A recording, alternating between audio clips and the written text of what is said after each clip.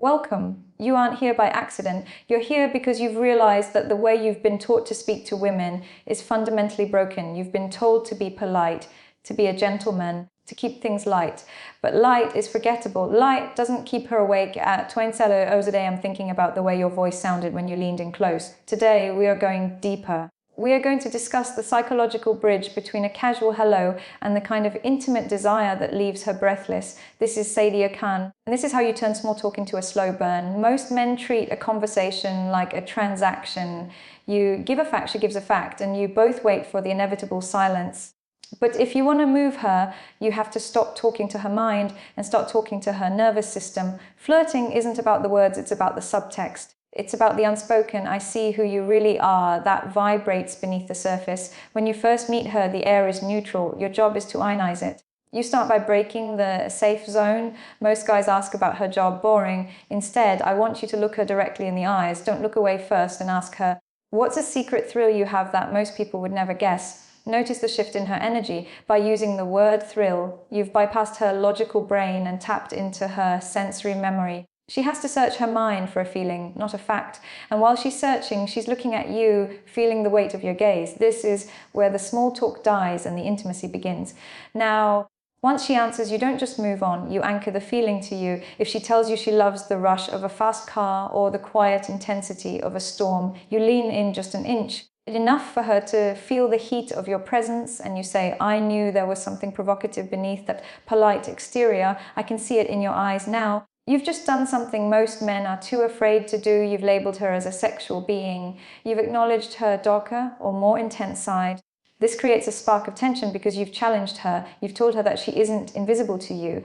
And in that moment, the conversation isn't about her hobbies anymore. It's about the chemistry between your bodies. To truly turn the dial toward desire, you must understand the concept of the intimate reveal. This is where you ask questions that require her to visualize pleasure. Ask her, what is the most intoxicating sensation you've ever experienced? The kind that made you completely lose track of where you were. Do you see what's happening? She is now standing in front of you, forced to remember a moment of pure, raw sensation. Her heart rate will climb, her skin might flush, because the brain cannot distinguish between a vivid memory and a current reality. She is experiencing the intoxication with you. You are the one who took her there. You are the one who gave her permission to feel that heat in a public space. This is the psychological point of no return. You aren't just a guy she's talking to, you've become a mirror for her deepest, most private hungers. You've created a vacuum where only the two of you exist, and as you watch her pupils dilate, as you notice her breath becoming shallower, you realize that small talk was never the goal. The goal was to peel back the layers until there's nothing left but the truth of what you both want. The air has changed now. You can feel it, can't you? That shift in the atmosphere when the words stop being a shield and start being a bridge. You've moved past the surface, past the masks she wears for the world. And you're standing at the edge of something much more primal. This is where most men retreat. They feel the tension, they feel the heat rising, and they get nervous. They try to crack a joke or change the subject because the intensity feels too real. But you're going to stay right there. You are going to own that silence. When she finishes describing that intoxicating sensation, don't rush to fill the gap. Just look at her. Let your eyes travel from her eyes down to her lips, and then slowly back up. This is the silent conversation. It tells her that you aren't just listening to her words, you are consuming her presence. And when you finally do speak, your voice should be an octave lower, a bit more gravelly. You ask her, if I could read your mind right now, would I be surprised by what I found, or would it be exactly what I'm imagining? This is a high stakes question. It's an invitation to a shared secret. You aren't asking for a fact. You're asking for an admission of the chemistry that is currently vibrating between you. You are acknowledging the elephant in the room, but you're doing it with such calm authority that it feels safe for her to lean into it. In her mind, she is now wondering what you are imagining. She is visualizing herself through your eyes. She is wondering how it would feel to be the subject of your focus in a much more private setting, to escalate from here. You have to move into the realm of the embodied question. Most flirting stays in the head, but desire lives in the body. You want to ask questions that make her feel her own skin. Lean in a little further, perhaps close enough that she can catch the scent of your cologne, and ask, how do you react when someone finally breaks through your defenses? Do you fight it? Or do you find a certain relief in letting go? The word letting go is incredibly powerful in the female psyche. Most women spend their lives being responsible, being in control. By asking this, you are touching on the deep, often unspoken desire to be led, to be overwhelmed by a presence that is stronger than her own inhibitions. You're talking about surrender. You aren't talking about sex yet, but you are talking about the feeling of sex, the release of tension, the trust, the intensity. As she processes that, you'll see it in her body language. Maybe she'll play with her hair, maybe she'll take a sip of her drink, maybe she'll simply look down and smile. That is the submission of the gaze. It's a sign that she is affected. Now, you push the boundary just a little more. You say, oh, I have a theory about you. I think you're someone who craves a very specific kind of intensity, the kind that most people are too intimidated to give you. Am I close? You are now positioning yourself as the only man in the room who truly understands her hidden depth. You are creating an against the world bubble. The conversation is no longer about flirting. It's about a discovery of souls. You are asking her to confirm that she has deeper, more dangerous desires than she lets on. And when she says, and she almost always will, the space between you will practically hum. Now, we move into the proximity threshold. This is where the physical and the verbal become one. You've built the mental tension. Now you have to make it tangible. You don't need to touch her yet. You just need to speak as if you are. Ask her, what is the one part of your body that is the most sensitive to a whisper or a look?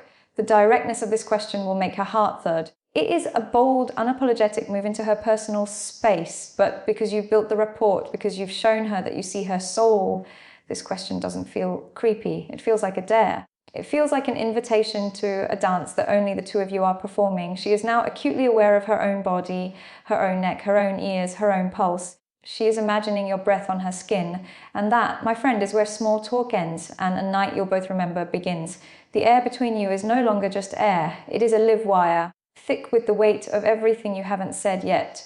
You can see it in the way her breathing has shifted, the slight rise and fall of her chest, the way she lingers on your words as if she's tasting them. You have successfully dismantled the wall of politeness. And now you are standing in the wreckage of her expectations. This is the moment where most men hesitate. They reach the threshold of true intimacy and they pull back because the heat is too much.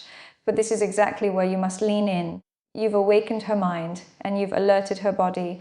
Now, you must speak to her primal desires. You look at her, not at her eyes this time, but at the hollow of her throat, and you say, there is a very specific type of tension that happens when two people know exactly what's going to happen, but they're both pretending they have a choice. Do you feel like you're still in control right now, or have you already decided to let that go? This is the psychological lock. You are suggesting that the outcome is inevitable. You are framing the desire as something that has already taken hold of her, something that is bigger than her willpower. When you use the phrase, let that go, you are tapping into the universal feminine desire to stop being the one in charge. You are offering her the luxury of surrender. And in this context, surrender is the most seductive thing in the world. As she reacts to that, perhaps with a nervous laugh or a deep, silent look, you close the physical gap just a few more inches. You aren't touching her yet, but she can feel the radiation of your heat. You ask her, if I were to put my hand right here, how long do you think it would take for your heart to start racing? Or is it already doing that? You are moving the conversation into the immediate physical reality. You are making her track her own physiological responses in real time. By asking if her heart is already racing, you are forcing her to acknowledge her arousal. You are making the invisible visible. You're telling her that you see the effect you're having on her and that you're not afraid of it. You're showing her that you can handle her intensity. Now, we move to the final psychological trigger, the command of desire. This is where the flirting transcends into something deeply sexual. You aren't asking for permission anymore, you are stating a truth. You look at her mouth, then back to her eyes, and you say, I think you're tired of men who are careful with you. I think you want someone who knows exactly how to take what he wants. Someone who isn't afraid of how much you actually crave to be moved. This is the shadow self speaking. You are acknowledging the part of her that has been suppressed by society. By nice guys and by the mundane world, you are telling her that you see her hunger and that you are the man capable of feeding it. You are shifting the dynamic from two people talking to a man who is leading and a woman who is ready to follow. The tension here is almost unbearable, but it is a beautiful kind of weight. At this stage, the questions stop being questions and start being promises. You lean in so close that your lips are almost brushing her skin, and you ask, when we finally leave this room. What is the first thing you want me to do to you that you're too shy to say out loud right now? You have successfully transitioned from small talk to a state of total, unadulterated desire. You didn't do it with a script. You did it by being the only man brave enough to walk through the fire of her vulnerability. You've created a moment that isn't just a memory, it's a catalyst. What you've just experienced is the roadmap to a level of intimacy that most people never reach. Flirting isn't a game of words, it's a game of courage. It's the courage to see a woman's hidden depth and the strength to lead her into it. If you're ready to master these psychological triggers and transform your presence into something truly magnetic, I've put together a resource that goes even deeper. Subscribe, hit the bell, and let me know in the comments which of these transitions felt the most powerful to you. I'm Sadia Khan. Stop talking, start connecting. I'll see you in the next one.